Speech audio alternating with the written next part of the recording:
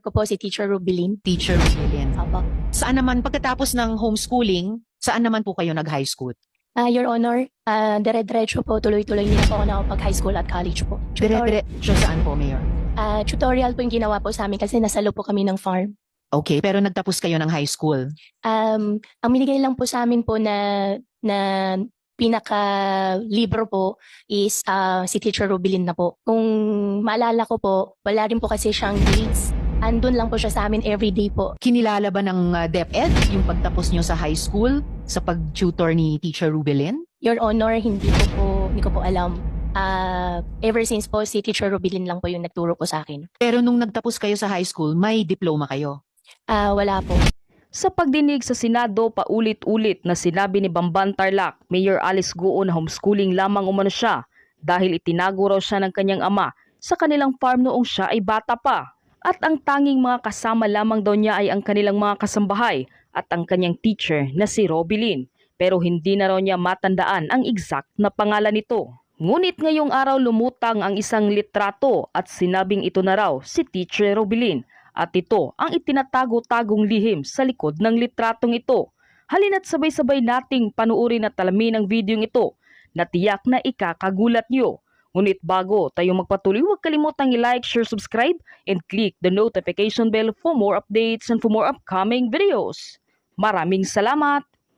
Sa December 2022 Assets, Liability and Network o SALI ni Bamban Tarlac, Mayor Alice Goo, nakadeklara sa kanyang personal property ang 3 dump truck, isang motorsiklo at isang chopper na may kabuuang halaga na 77 million pesos. Ipinagtaka ito ni Senator Raffy Tulfo nang ikumpara niya ang kita ni Mayor Alice. Sinabi ni Senator Raffy Tulfo kung pagbabasihan lamang ang kanyang kita ay hindi ito kayang makabili ng ganito karaming sasakyan.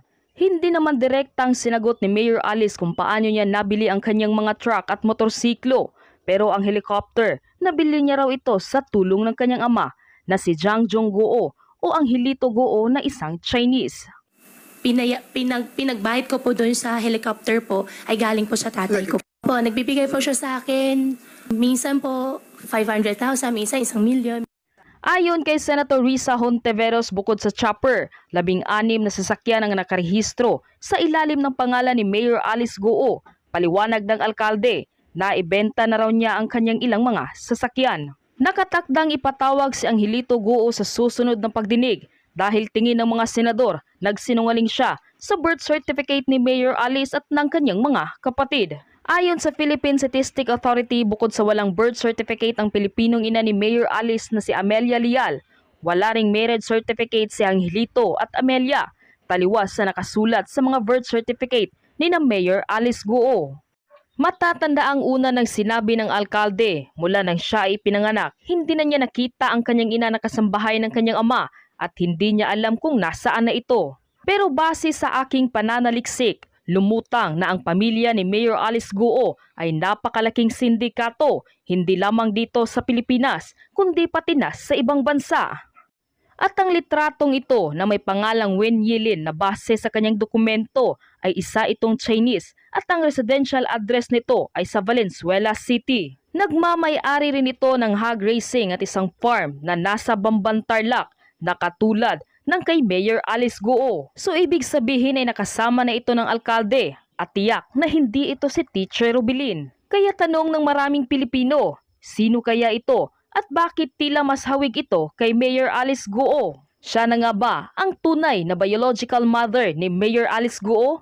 Ibig sabihin ay hindi totoong Pilipino ang alkalde? Ayaw ko na pong sumagot na hindi ko po alam. Butas-butas po yung birth certificate nyo. Napasukan tayo ng mga sindikato at nakapasok hanggang sa mga lugar na pamahalaan. Mayor Alice, so nakikita po na ito nga yung problema no? Di maipagkakaila na butas-butas po yung birth certificate nyo. Kala ko ba nawala yung nanay ninyo? Parang matagal naman yung relasyon nila nung tatay nyo. 3 ang anak. At by the way, iba po yun sa kwento nyo sa interview na napanood namin lahat. And here's another issue, Mayor, sa birth certificate na nagko-contradict sa kwento ninyo. Your parents are listed nga as married. Meron pang date of marriage, no? Yung October 14, ito, 1982. Date of marriage. Paano mangyayaring kasal sila kung sabi mo, ang birth mother mo ay yung kasambahay sa bahay ng tatay at nanay mo? Your Honor, as much as possible, ayaw ko na po sumagot na hindi ko po alam. Pero hindi ko po talaga alam at hindi po ako yung nag-prepare po nung birth certificate ko. Kung peke ang birth certificate nga, at kung napepeke ang birth certificate, ano pa ang mga ID emanating from that, o di pwede na sila mag-SSS, GSIS, pag-ibig, may-ari ang lupa, etc. So napakaseryosong bagay ito. Napasukan tayo ng mga sindikato ng malaking bansang yan at nakapasok hanggang sa mga lokal na pamahalaan. The first fraud that is proliferating po, honorable senators, ay ito po yung pagtamper doon sa ini-issue natin na document sa ating mga PSA outlets. So ito po yung pinaka-frequent na fraud. The other kind of fraud is fraud at the source. The fraud at the source is happening at the local civil registry offices. Ito po yung pinag-uusapan po natin ngayon, at ito po yung I think pinupunto po ng mga tanong ni Senator Gatchalian, na ito po yung pagbibigay ng mga maling impormasyon sa local civil registry offices po natin. So that's the second type of fraud. And the other type of fraud is the identity theft.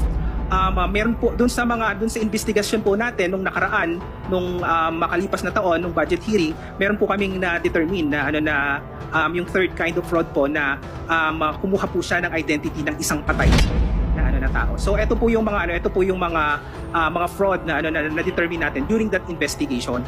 And as to the investigation on the personnel, opo, tinitingnan po natin ang ating mga kawani sa ating ahensya kung meron po talaga po tayo na pwede nakasuhan na mga kawani na lumabag po sa kanilang mga tungkulin at sa kanilang mga responsibilidad sa ating ahensya. Maraming butas po ako nakikita dun sa narrative ni Mayor Go. Madam Chair, Yes, marami Senator. akong katanungan na siguradong pagpapawisan itong si Mayor Go. Bigyan po natin siya ng tissue at saka panyo. Matagal ka sa Tarlac at nakahalubilo mo yung mga tauhan mo and all of these people that work under you. Of course, they speak Kapampangan. And I'll tell you, I lived in Zamboanga only for 2 years, from kinder to grade 1, and yet natuto ko magsalita ng Chabacano. And it's unbelievable on your part, and you live in that place up to now, and dealing with people, with your staff sa farm mo, at hindi ka natutong magkapampangan. During the last hearing, she did mention na siya po ay a love child, right? Okay?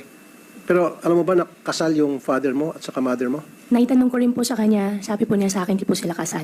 Bakit nakalagay sa birth certificate na kasal? Married October 14, 1982, ang Lito Go and Amelia Liao. Wala pa akong idea po doon sa birth certificate ko po, na hindi po ako yung nag-prepare po nung sa birth certificate ko po. At least you should have asked your father na bakit ganito. Sabi mo kasambahay siya. Kung kasambahay siya, bakit kasal kayo? Bago ka pinanganak, kasal na sila. And then lumilitaw sa birth certificate, kasal din siya. Iba-iba yung date ng kasal ng father mo dito sa supposedly mother mo. So parang twice kinasal yung mother mo dito kay Amelia. Hindi mo ba tinanong sa papa mo yung discrepancy? I would have asked it, especially ko, mayora ka na. Your Honor, hindi po kasi namin pinag-uusapan po sa bahay regarding... I don't think Opo. so.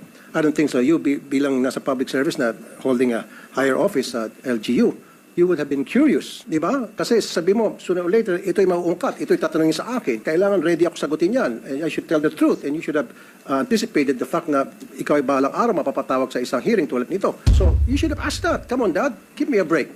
Tell the truth. I deserve the truth, right? Are you willing to undergo a lie detector test? Yes po, Your Honor. Para paiksin natin dito, Madam Chair, this is voluntary though, para naman to help you at the same time. Kasi kung nagsabi ka ng totoo, then it will help you na para malaman ng taong bayan na nagsasabi ka ng totoo. On the other hand, kapag it's the other way around, then dito malalaman na ikaw sinungaling na pwede kang makontempt. Ito lang, Mayor, sabi mo kasambahay yung mama mo, itong si Amelia Lial. So, ibig sabihin kasambahay, nagsisilbi doon sa papa mo. Sinong kasama ninyo? Your Honor, hindi na po na-disclose po sa akin ng tatay ko po. Disclose. Okay, so lumilitaw dito, amo, yung tatay mo, habang siyang amo, nandiyan yung kasambahay ninyo, naglilinis, inutusan, pamalengke, kasal sila. Kasal sila, tinuturing niyang kasambahay. Kasi marriage sabi dito eh. Your Honor, as much as possible pa na ayaw ko pong sumagot po ng hindi ko po alam, pero hindi ko po talaga alam. Pero again, Mayor, siyempre tatanungin mo sa papa mo, kasambahay si mama, papa, pero kasal kayo. Paano nangyari? It will be but natural and human reaction na para mag-usyoso ka sa ganitong klase mga impormasyon na makikita mo na it's about your history. Are you not interested about who you are? Your Honor, mahal Kumbaga, po. No, don't use that word mahal mo sila. Don't use that word kasambahay kasi pinagluloko mo lang kami. Nobody will believe you.